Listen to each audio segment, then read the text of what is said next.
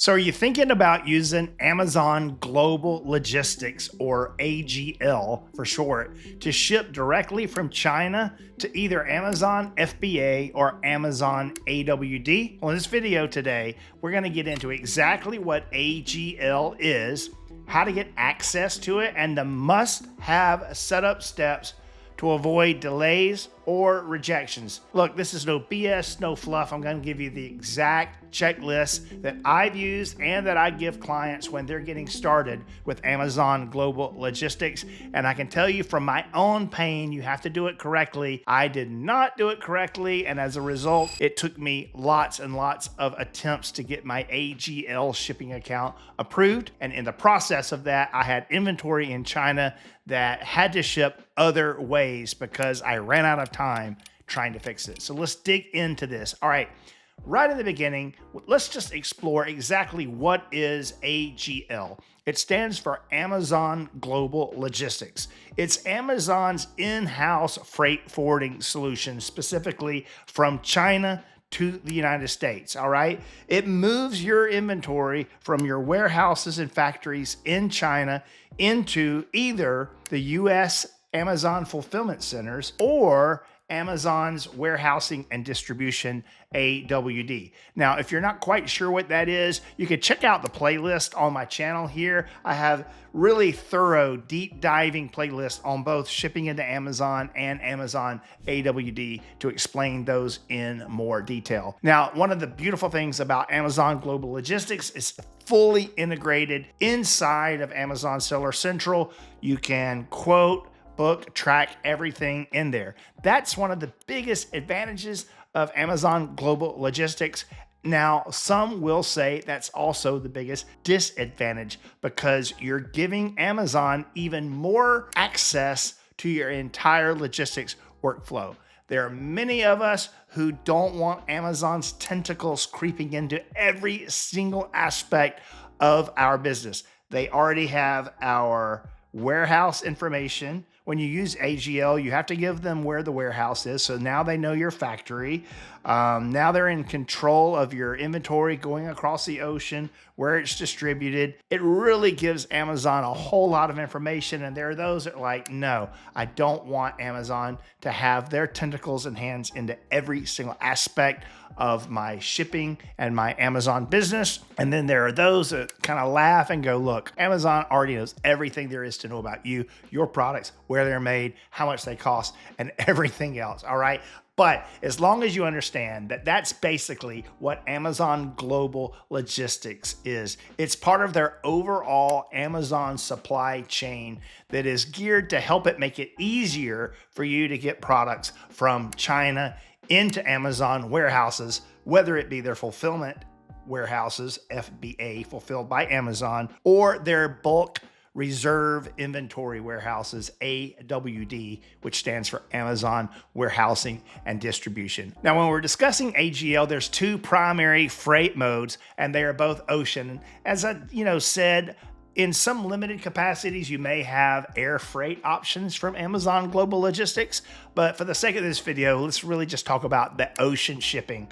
And you can choose faster ocean shipping speeds or slower standard ocean shipping speeds. And then you also have the options of 40-foot containers, 40-foot HC high capacity containers, and then 20-foot containers, and then LCL, less than container load. That's for those of us who maybe aren't going to even fill up a 20-foot container, and we're going to commingle our product in with other sellers or other manufacturers' products to get across the ocean. Now, here is what you need to get approved and to begin using Amazon Global Logistics, or AGL for short. It is not by default enabled in your account. So number one, you have to be enrolled in what is called the professional seller account in North America. You have to be utilizing FBA. So this won't work if you're trying to have it shipped from China to your own warehouse or to your 3PL's warehouse. It has to be North American FBA at the time of recording this in the fall of 2025. You also have to have a business entity. an LLC, a corporation, if it's a sole proprietorship, but you have to have a legal operating business that acts as the importer of record, and the acronym for that is IOR. Lots of acronyms come into play when we talk about global shipping. So we have AGL, Amazon Global Logistics. We have IOR, which stands for Importer of Record. That is saying that you, the seller, your business is the one that is actually importing the products from China into the United States. You are responsible for that process as the importer of record. So you're going to need an EIN, yet another acronym, Employer Identification Number. So that's your tax ID when you set up your business in the United States. You're going to have a US business and all your business info. You'll need some credit card and banking info to be able to hook up and pay the charges. And finally, Amazon may require business insurance, proof of general liability insurance, depending on your revenue. Now, I want to back up right here and tell you how incredibly important it is for all of these things to match up in every place.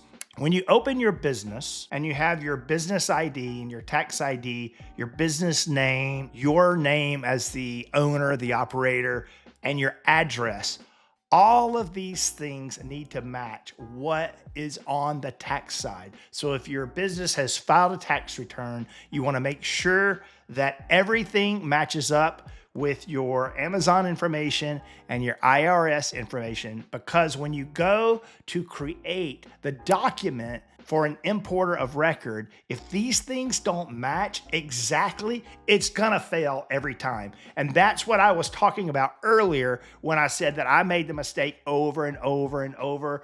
And for example, my S corporation in the state of Georgia is called Highest Praise Productions, Inc. Long story how I have a name like that for my internet business, but it can be as different as Highest Praise Productions, comma, INC period, and then maybe leaving out that comma. That mismatch alone can cause everything to fail. It has to match perfectly. Now, I want to say, if this is helping you understand what's actually required to use AGL, hit the subscribe button. Thumbs up this video. I like to share real, no BS, no fluff, helpful breakdowns of Amazon FBA logistics every single week here on this channel. What we walk our clients through at Ecom Catalyst, and even what I do on my own seller accounts, I'll walk you through it here step by step to bring value and help to you. So if this is good, hit that subscribe button so you don't miss future things. All right, now let's talk about how to access Amazon Global Logistics. As I said, by default, you're not going to have this in your seller account turned on.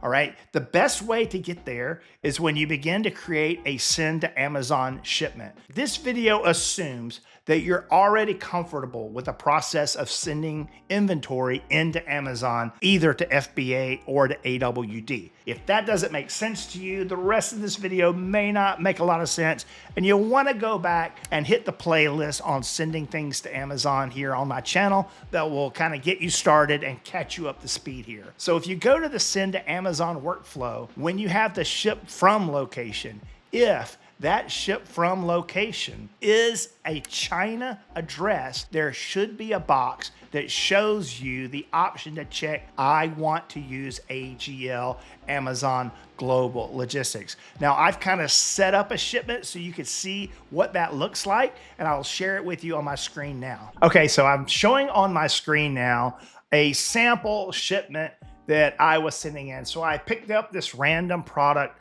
of pickleballs, and I don't have these for sale in my account, but I picked up a random factory in China. This one's in Guangdong province in China, and so I picked that as my ship from address. And then I have these pickleballs here, but because it says ship from China, you see that I have the option here.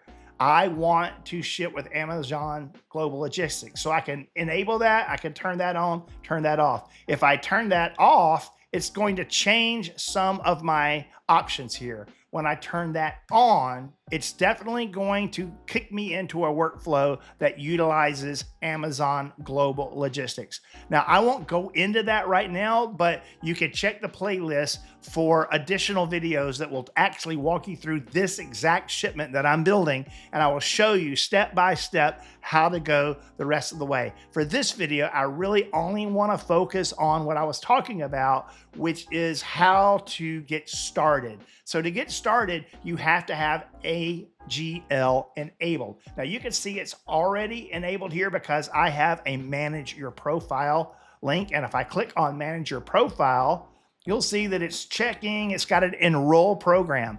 If you're new to AGL and you haven't done AGL yet, you want to click on enroll program, and it's going to get you started in the Amazon Global Logistics program. For me, I'm there, and you see you have to have two things available. You have to have a payment method like bank wire method here, and then you have to have the importer of record. This is required. The seller of an entity appointed by the seller must act as the importer of record, IOR, for the imported inventory. And you can see here that I have an IOR approved and two of them were rejected. Now, the two that were rejected are the ones that I was talking about earlier in the video, where even something as simple as a comma or the spelling of a name or the address that didn't match perfectly with what the IRS has, or if you've done previous importing before, what the US Customs and Duty Office has, all of this needs to match what's on your tax records so that your IOR will be approved.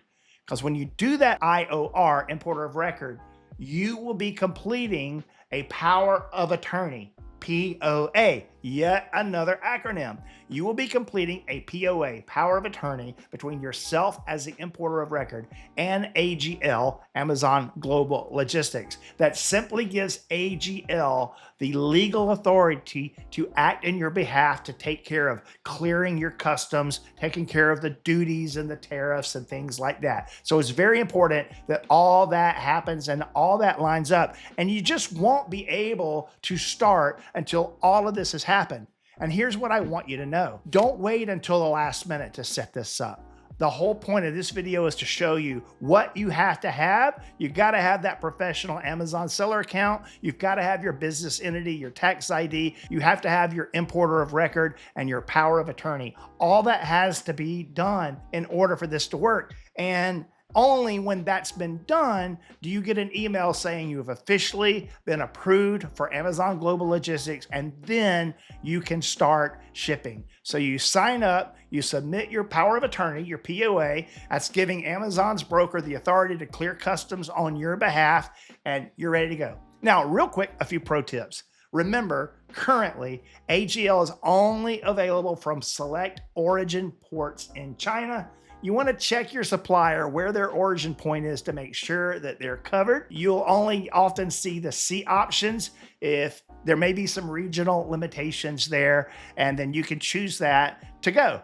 There's a whole lot more involved that I'm going to get into in a future video that you'll be able to watch in my next video. I'm going to walk you through the whole thing and show you how to use AGL and how to choose an ocean carrier and how to go through the whole thing, as well as additional options. I will also say that AGL is not your only choice. At the very beginning of the video, I made it clear that Amazon Global Logistics is Amazon's one-stop full-service supply chain solution for you to get your inventory from China to the United States.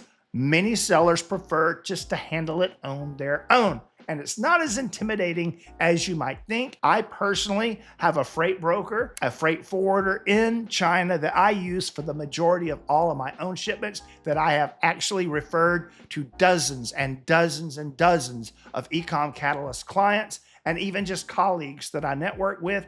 Always happy to share that information. Just reach out. I'll be happy to share that with you. At the end of the day, getting approved for Amazon Global Logistics is just the start. There's a process and it takes time to get that completed. But where most sellers get stuck is the fine print. Like they get intimidated by IOR, importer of record. They get intimidated by power of attorney, And then they really get intimidated with custom codes, freight classes, labeling cartons, managing timelines, and all these kind of things. It's just there's a lot that goes into it, and a lot that most ordinary sellers simply do not understand. That's where we come in at Ecom Catalyst. Whether you need one-on-one guidance, a one-on-one paid consult, or you just want the entire logistics thing done for you as a full service management client with us, we can help you. Click the link, the first link in the video. It'll take you to ecomcatalyst.com. You can book a quick call and we can have a little discovery conversation and see if that is the right fit for you. And finally, if you really want to see a more full picture of how to ship into Amazon FBA or AWD from overseas, places like China, from everything from the prep and the labeling to the customs, the duties, the tariffs, check out our full shipping to FBA playlist here on this YouTube channel. We'll link here at the end of the video. You can go there, you can see all the different videos of how to send into FBA, including my next video that is going to show you those pickleballs that I showed you originally, how I actually would set that up as a sample shipment all the way through to booking a 20-foot or 40-foot container full of those pickleballs and sending them from China straight into FBA. Hey, thank you so much for watching.